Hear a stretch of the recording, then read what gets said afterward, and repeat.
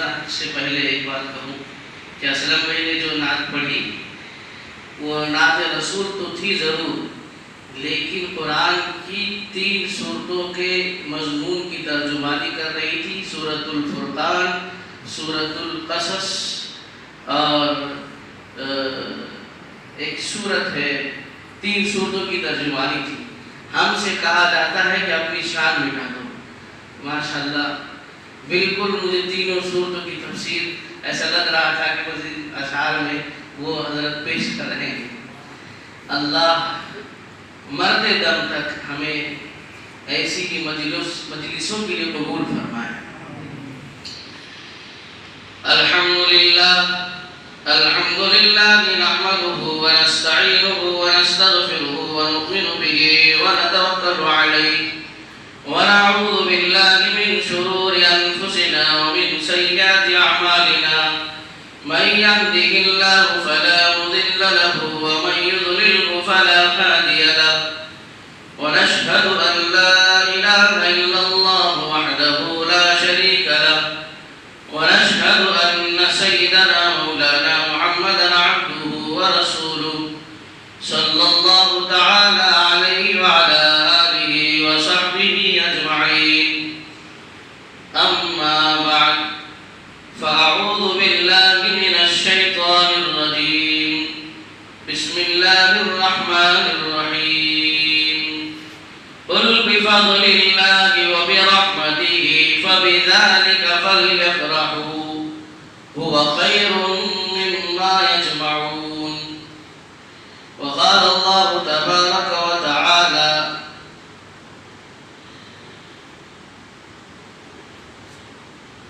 إنا نحن نزلنا الذكر وإنا له لحافظون، صدق الله العظيم، وقال النبي صلى الله عليه وسلم إن الله يرفع بهذا الكتاب أقواما ويضع به آخرين، أو كما قال عليه الصلاة والسلام۔ محترم و مکرم معزز علماء کرام اور خصوصاً ہم سب کے سرپرست اور بڑے حافظ محمد شوکت صاحب اور مولانا یاسین صاحب، بڑی قربانیاں ہیں ان لوگوں کی، اور ان کے سامنے ہم جیسے کا کرسی میں بیٹھنا بھی مناسب نہیں ہے۔ اور پھر ناظم مدرسہ حضرت مولانا شکیل صاحب کہ جنہوں نے ہمیں اس قابل سمجھا اتنی بڑی چیز کی سعادت کے لیے، اور وہ سعادت بھی ہمارے ذمہ آئے، اللہ نے حضرت کے ذریعے سے ہمیں یہ شرف بخشا، بہت بڑی بات ہے۔ میں تو اپنی زندگی میں پہلی بار سنا ہوں، یعنی ایسے تو مجلسوں میں شرکت ہوئی، لیکن خود کسی کوئی طالب علم میرے ذمہ ہوا اور پھر اس کا مکمل قرآن سنا، یہ میری زندگی کا پہلا مرحلہ تھا۔ ورنہ میں بھی حافظ ہوں، الحمدللہ 22 سال سے تراویح پڑھاتا ہوں، لیکن ایک نشست میں یعنی ایک ہی دن میں ایک بیٹھک جس کو اپنی عرفی زبان میں کہتے ہیں، یہ میری زندگی کا پہلا موقع تھا۔ ایک طالب علم میرے ذمہ ہوا اور اس کا میں سن رہا تھا۔ بعض مرتبہ تو محسوس ہوتا ہے کہ ہر دن بھی ہو تو کوئی حرج نہیں ہے۔ حضرت قاری رشید اجمیری صاحب میرے استاذ محترم ہیں، جن سے تقریباً میں نے 5 سال تک دارالعلوم اشرفیہ میں پڑھا، وہ ایک واقعہ چند دنوں پہلے سنا رہے تھے گجرات کے بزرگ کا، کہ انہوں نے اپنی عمر کے کچھ حصے کے بعد روزانہ قرآن شریف پڑھنے کا معمول بنایا اور کچھ پارے طے کیے۔ تو حضرت کہہ رہے تھے کہ آخری عمر میں میں نے ان سے پوچھا کہ حضرت کتنے ہوئے، تو انہوں نے کہا کہ ابھی تک میں 550 قرآن پڑھ چکا۔ بہت بڑی بات ہے۔ اس سے آگے ایک بات بتا دیتا ہوں۔ فی الحال کوسمبا کے شیخ الحدیث ہیں حضرت مفتی اسلم صاحب ڈھڈال، جو جب تک ہم اشرفیہ میں تھے وہ اشرفیہ میں پڑھا ہے، اور بہت زبردست عالم، جو عالم کہیں تو وہ لوگ ہیں، لیکن ہم اردو خواہ عالم ہیں، لیکن خیر عالم تو ہے کم از کم، سمجھے۔ اللہ ہمیں واقعی عالم بنائے. زمرے میں تو شامل ہو گئے, کام کے بننا ضروری ہے. زمرے میں شامل ہو گئے, تسبیح کے دانوں میں ہمارا بھی شمار ہے, دھاگے میں پرو لیے ہم گئے تو صحیح, لیکن وہ موقع پہ آ جائے کہ وہ دانا واقعی سبحان اللہ کہنے کے قابل بن جائے. اس لیے ہم بھی وہ کام کرنے والے بن جائے کہ واقعی جو ایک عالمانہ کردار ہوتا ہے. حضرت ایک دن درس کے دوران ہمیں بتلانے لگے کہ جب سے میرے والد کا انتقال ہوا, حضرت مفتی اسلم صاحب کے والد کا انتقال ہوا, تو کہنے لگے جب سے میرا معمول ہے کہ رمضان کی تراویح کے علاوہ سے 14 قرآن سالانہ پڑھتا ہوں.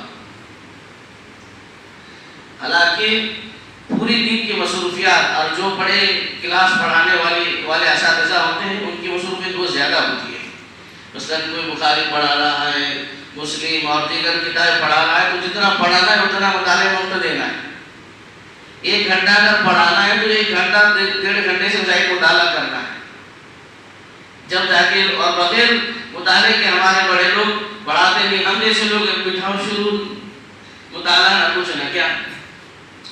تو بہرحال قرآن ایک عظیم اور مقدس کتاب ہے, جتنی پڑھی جائے. آج آپ جب سننے کو بیٹھے تو آپس میں ہمارا مذاکرہ ہو رہا تھا کہ کیسا ہوگا, یعنی اتنا تو آپ بیٹھنے میں تکلیف ہوگی, یہ ہوگی, لیکن میں آپ کو حقیقتاً بتا رہا ہوں, اللہ کے گھر میں بیٹھا ہوں اور اسی کی تعریف بیان کر رہا ہوں. ابھی ذرا بھی کچھ ہمیں محسوس نہیں ہوا کہ ہم تھکے ہیں. پورا دن قرآن شریف سننے کے باوجود یہ محسوس نہیں ہو رہا کہ ہمارا مزاج میں چڑچڑا پن آیا یا جو ہے تلخی آئی یا پھر بدن تھکا. بالکل ذرا بھی محسوس نہیں ہو رہا ہے, اور یہی قرآن کا معجزہ ہے. پڑھتے جاؤ پڑھتے جاؤ, جتنا پڑھتے چلے جائیں گے اتنا جو ہے سکون حاصل ہوتا چلا جائے گا. کہ قرآن ہی ایک ایسی مقدس کتاب ہے جس کے بارے میں یہ کہا گیا کہ اس کو پڑھو, الا بذکر اللہ تطمئن القلوب. اس کی تلاوت میں, اس کے پڑھنے ہی میں جو ہے کرب والے کو, درد والے کو چین ہے, سکون ہے, ہر ایک کی راحت اسی میں ہے. جس کو نیند نہیں آتی اس کی نیند کی دوا بھی قرآن کی تلاوت ہے. جو بے چین ہے اس کی راحت اور چین کی گولی اور دوا بھی تلاوت ہے. قرآن مجید کا پڑھنا ہے, اللہ اللہ کا کرنا ہے. لوگ نیند کی گولیاں تو کھاتے ہیں لیکن 4 آیات قرآن کی نہیں پڑھتے. بہرحال بڑے قابل مبارک ہے یہ 4 طلبہ جنہوں نے آج ایک ہی نشست میں مکمل قرآن سنایا. محمد افضال, محمد امام حسین اور محمد محیط, اور چوتھے ہیں محمد رومان. یہ آسان کام نہیں ہے, بہت بڑا کمال ہے, ورنہ آدمی ایک سورے میں کئی غلطیاں کر جاتا ہے. بڑی محنتوں کے بعد یہ چیز انسان کو ملتی ہے, اور محنت کرنے والے کو ضرور ملتی ہے. اللہ اس کی محنت کو رائے گا نہیں جانے دیتے. اللہ تو دنیا دار کی محنت کو رائے گا نہیں جانے دیتے, تو یہ تو قرآن کے پیچھے کی جانے والی محنت ہے. لوگ بڑھاپے میں اس کی خواہش کرتے ہیں, اللہ تعالیٰ بڑھاپے میں اس کو دے دیتا ہے. ایک بزرگ تھے, انہوں نے حفظ قرآن کی فضیلت جب ان کو معلوم ہوئی تو وہ تو ریٹائر ہو گئے, 60 سال کراس کر گئے تھے. تو اب کیا کرنا بول کے, چلو اپن نے بنے تو پوترے کو بنائیں, اپنے پوتے کو مدرسہ ڈالے. وہ 1 مہینہ رہا, بھاگ کر آیا. یہ تو پھر لے گئے, پھر رکھے, وہ 15 دن میں پھر بھاگ کے آیا. تیسری مرتبہ میں 8 دن میں آیا, یہ پھر چھوڑ دے گئے کیونکہ اب خواہش پیدا ہوئی, قرآن کی فضیلت سنی. بعد میں حال یہ ہوا کہ حضرت نے اس کو مدرسے میں داخل کرایا, لے جا کر چھوڑا, ان سے پہلے گھر پہ آ گیا. ابھی بڑے میاں کو ٹینشن آیا کرنا کیا, تو مدرسہ پھر اس کو لے گئے اور معتمد صاحب سے کہا کہ حضرت کیا کرنا, جو چیز ہم سے نہیں ہو رہی تھی اسے کرانا چاہ رہے, یہ بھی نہیں کرنا, کوئی ایسا راستہ ہے کہ جو ہمیں یہ فضیلت حاصل ہو. تو استاد نے کہا کہ اتنی پریشان ہونے کی کیا ضرورت ہے, آپ حافظ بن جاؤ. تو کہا کہ میں 60 سال پورے ہو گئے, ریٹائر ہو گیا میں, اب دماغ چلے گا. انہوں نے کہا کوشش تو کر لو. شروع تو کر دو. اب بیٹھنا کس کے صف میں ہے؟ تمہاری صف میں. 60 سال کا بزرگ آدمی، اس لیے علم میں کوئی حیا کوئی شرم نہیں. اب اللہ آپ کو بڑا عالم بنایا، آگے پہنچائے. جب تم عالمیت پڑھو گے تو گلستان اور بوستہ پڑھو گے شیخ سعدی کی، گلستان سعدی وغیرہ پڑھو گے. شیخ سعدی 40 سال کے بعد عالم بننے گئے، اور پھر ایسی کتابیں لکھی کہ عالم صاحب عالم بنتے تو فارسی بولتے ہیں. کیا شیخ سعدی بیچ ملا تھا کیا؟ دوسرا کوئی ملا ہی نہیں تھا کیا؟ گلستان اور بوستہ لکھ دیا، ہم کو اس کو پریشان کر دیے. 40 سال کے بعد عالم بنے، ایسی کتابیں لکھی کہ جو درس نظامی کے نصاب میں داخل ہو گئی اور ساری چیزیں حاصل کی. تو پھر ان بزرگوں نے یاد کرنا شروع کیا اور اللہ کے فضل سے مکمل عالم اور حافظ بنے. اور ایسے ہمارے علماء میں تو بہت سارے ہیں جنہوں نے بڑی عمر میں حفظ کیا. حضرت مولانا شیخ الاسلام سید حسین احمد مدنی رحمۃ اللہ علیہ 1 مہینے کے حافظ ہیں. 1 مہینے کے حافظ ہے، وہ بھی جیل کے انڈمان نکوبار میں مالٹا کی جیل میں استاد کی خدمت کرتے کرتے. خدمت بھی کیسی بچوں، کیونکہ علم آ جاتا ہے لیکن اس کا نکھار خدمت ہے، انکساری ہے، عجز ہے، اساتذہ کا احترام ہے، ان سے آگے بڑھنا نہیں ہے. چاہے استاد کیسا بھی ہو لیکن استاد ہے. اس لیے امام اعظم ابو حنیفہ رحمۃ اللہ علیہ کے 4000 سے بھی زائد اساتذہ شمار کیے جاتے ہیں. 4000 سے بھی زائد، کیونکہ کچھ بھی جس سے بھی تھوڑی بات سیکھی اس کو اپنا استاد مانا، اس کا ادب کیا، احترام کیا. اپنی استاد کی خاطر جب جیل میں گئے، حالانکہ مدینہ شریف میں بالکل قبر اطہر کے سامنے بیٹھ کر درس دیتے تھے. اور ایک کتاب ہے، ایک وفد پڑوس ملک کا یہاں آیا تھا، تو 1 ہفتہ، اس کتاب کا نام ہے 1 ہفتہ شیخ الہند کے دیس میں. ایک وفد جب ایک علماء کا پڑوسی ملک کا یہاں آیا تھا، انہوں نے لکھا اس کتاب میں ایک جملہ حضرت شیخ الاسلام کے بارے میں کہ سارے محدثین کہتے قال رسول اللہ صلی اللہ علیہ وسلم، لیکن شیخ الاسلام حضرت مولانا مدنی صاحب ہیں جو کہہ رہے تھے قال صاحب هذه القبر صلی اللہ علیہ وسلم. قبر کی طرف اشارہ کر کے کہنے والا تو اگر محدث تھا تو شیخ الاسلام حضرت مولانا حسین احمد مدنی رحمۃ اللہ علیہ تھے، اور جن کا ہمارا روحانی سلسلہ وہاں تک جاتا ہے علمی اعتبار سے ہم سب کا، کیونکہ ہمارا مرکز علوم نبویہ اور علوم دینیہ کے اعتبار سے دارالعلوم ہے سب کا. تو اس پیٹ اور دونوں رانوں کے درمیان جو ہے مٹی کے لوٹے کو، جو ہے پانی کا، مٹی کا جو لوٹا ہوگا اس میں پانی بھرتے اور اس کو ایسے دبا کے بیٹھ جاتے اکڑو حالت میں، جس کو اپنے کہیں گے، تاکہ صبح تک پیٹ اور بدن کی گرمی سے وہ پانی کچھ وضو کے قابل ہو جائے اور استاذ کو پیش کریں. اور سارا دن قرآن یاد کرتے اور رات میں استاذ کو 1 پارہ تراویح میں سناتے. وہ بھی کیوں استاذ رونے لگے. آج ہمارے اساتذہ میں ہم سے کہتے ہیں ہمیں یاد کرو یاد کرو یاد کرو. آپ نے کہتے ہیں کہ استاذ کا کام ہی ایسا ہے بولنے کا، آپ نے تو کیا اپنے حساب سے یاد کریں گے، ہے کہ؟ اور استاذ کہتے ہیں ارے بھائی وقت جو ہے تو بہت قیمتی ہے، گزر جاتا ہے پھر واپس نہیں آتا، وقت کا کوئی بدل نہیں.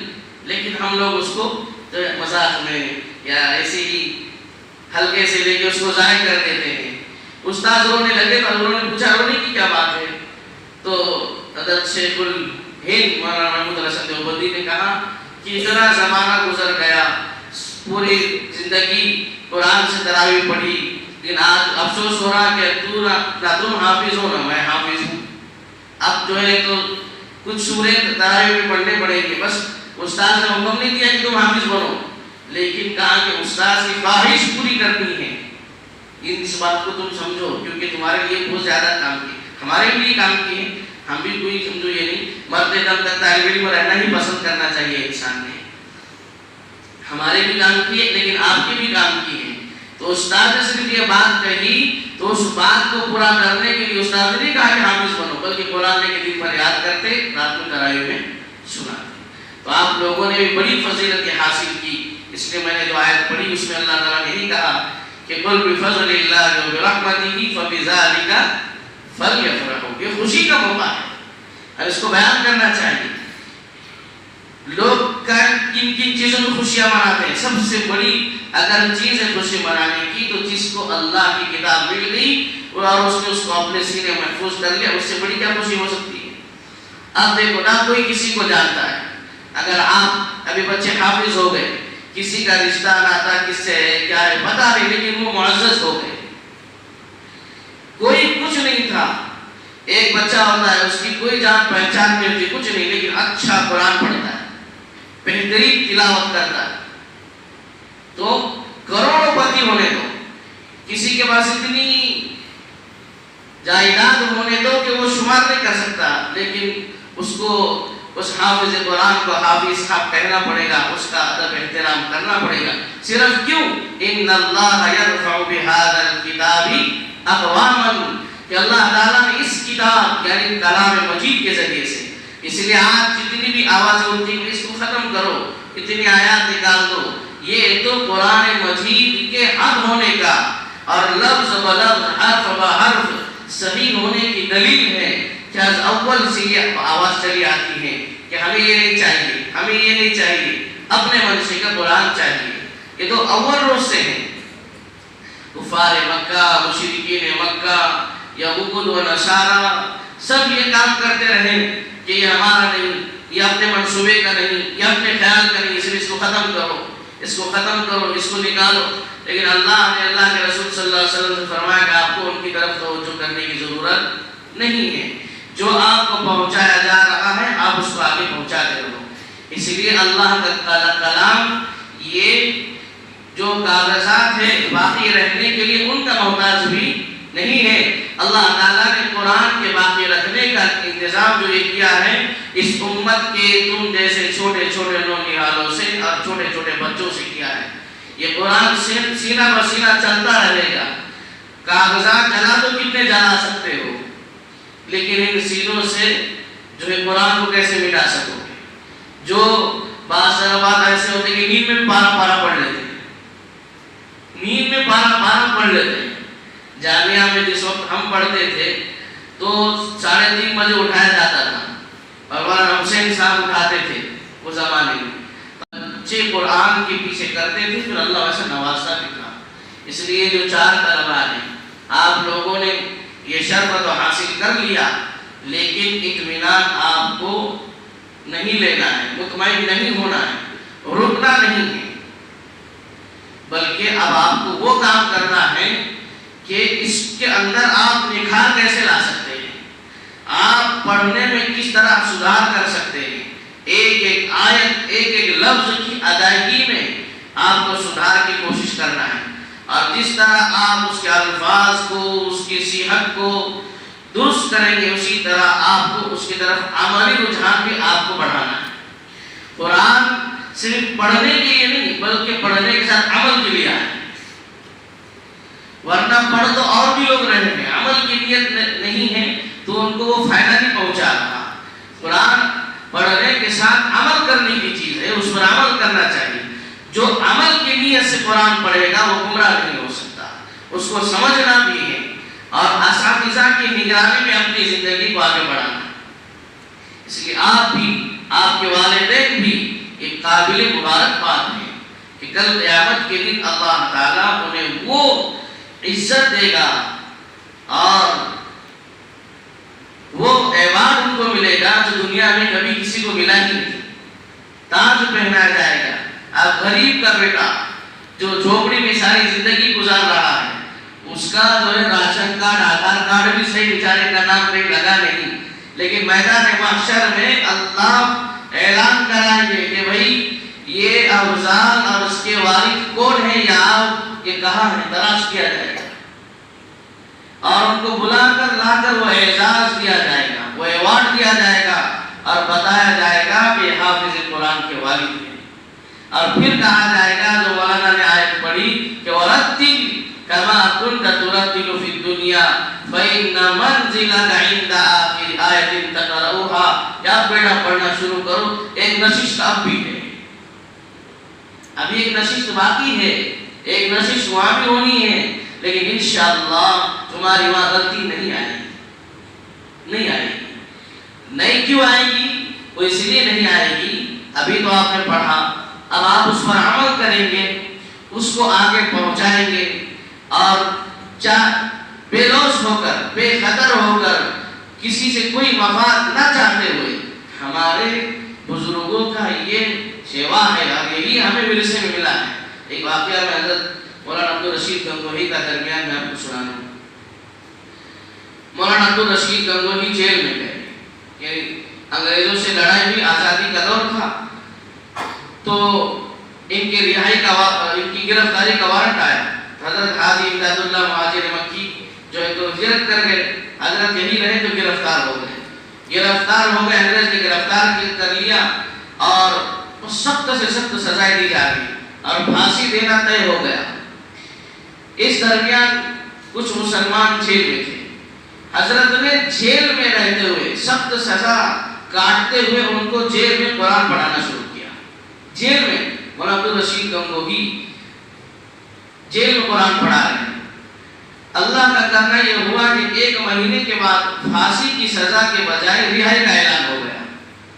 1 مہینے کے بعد، اب 1 مہینے کے بعد جب رہائی کا اعلان ہوا، حضرت باہر جانے لگے تو مسلمان رونے لگے، تو بھی خوشی کا موقع تھا، حضرت چھوٹ رہے ہیں کیونکہ ایک بڑا عالم ہے جس پر سارا مدار باہر کا ہے، ساری ذمہ داریاں ہیں، اور اس وقت بالکل علماء چھاٹ کر مارے جا رہے تھے۔ حضرت نے پوچھا بھائی خوشی کا موقع ہے تو رو کیوں رہا؟ تو انگریز کی سخت سزائیں حضرت کو رلا نہیں پائی، لیکن اس کے اس جملے نے حضرت کو رلا دیا۔ اس نے کہا کہ حضرت آپ رہا ہو کر جیل سے باہر چلے جائیں گے تو میرا قرآن